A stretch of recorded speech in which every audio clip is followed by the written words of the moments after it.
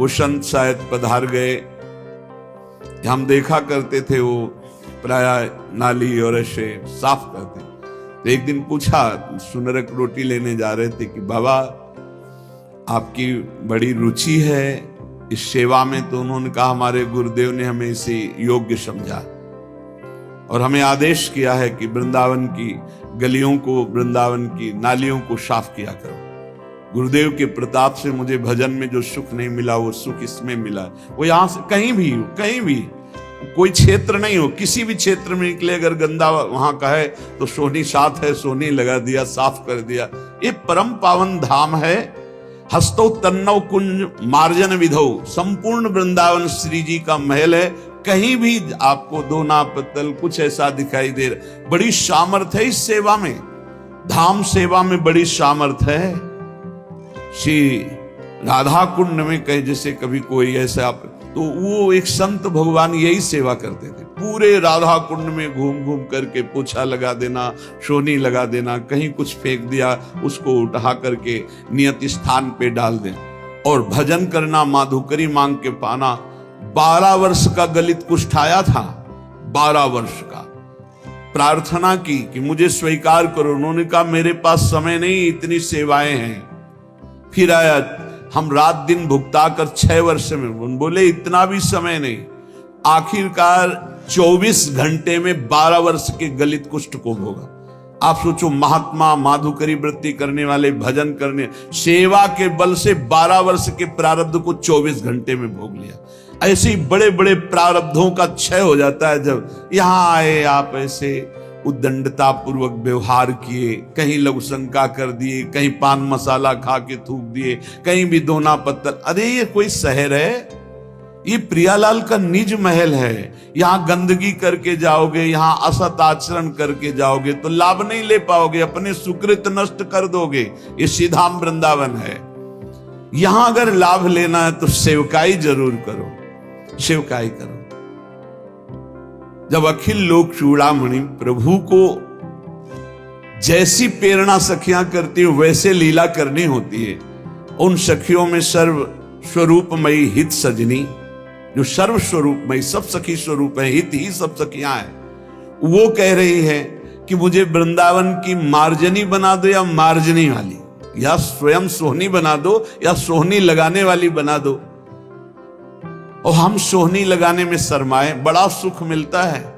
हित धाम में मदन टेर के सामने तक ऐसे, इधर महावाणी कुंज के कोने तक ऐसे पूरा हित धाम, जब पद गायन करते सोहनी लगाओ तो एक अद्भुत आनंद मिलता है। हमें लगता है कि 24 घंटे में एक बार ये सेवा तो करनी चाहिए, चाहे 2-4 हाथ की कीजिए, कहीं भी सोहनी लगा दो, कहीं भी जहां आपको ऐसा दिखाए। मेरे प्रियाजू का ये महल है पूरा, ब्रज 84 कोस तो घर है, ये निज महल है वृंदावन। कहीं भी आप सेवा कर दो, सेवा कुंज में ही सेवा पहुंचेगी, क्योंकि स्वामिनी की सेवा है। हस्तौ तन्नौ कुंज मार्जन विधौ, करना चाहिए। सेवा में बहुत बड़ी शक्ति छुपी हुई है। हमारे शरीर से बहुत से पाप हुए हैं, ये बिना सेवा के शरीर पवित्र नहीं होता। इसलिए संत सेवा, किसी असहाय की सेवा, धाम सेवा, ठाकुर सेवा, ये सेवा में जरूर इसको लगाओ। मन सुमिरन तन सेवा परायण। सेवा के बिना पूर्ण पवित्रता प्राप्त होना दुर्लभ होता है, क्योंकि मन प्रभु में लगता नहीं है। और बाह्य सेवा जब आप शुरू करो तो देखो, जब तन लगता है तो मन भी उसमें लगने लगता है। सोहनी सेवा बहुत यहाँ की महिमामयी है। बड़े बड़े सिद्धों ने लगाई और बड़े बड़े सिद्ध हो गए सोहनी सेवा लगाते हुए। कहीं भी आपको दिखाई दे जरूर सोहनी सेवा लगाइए। पादौच तत्राटने, सीधाम वृंदावन में घूमना, कहीं भी वृंदावन की वीथियों में, गलियों में, कहीं भी ये परिक्रमा, यहाँ कदम कदम पे परिक्रमा का फल है।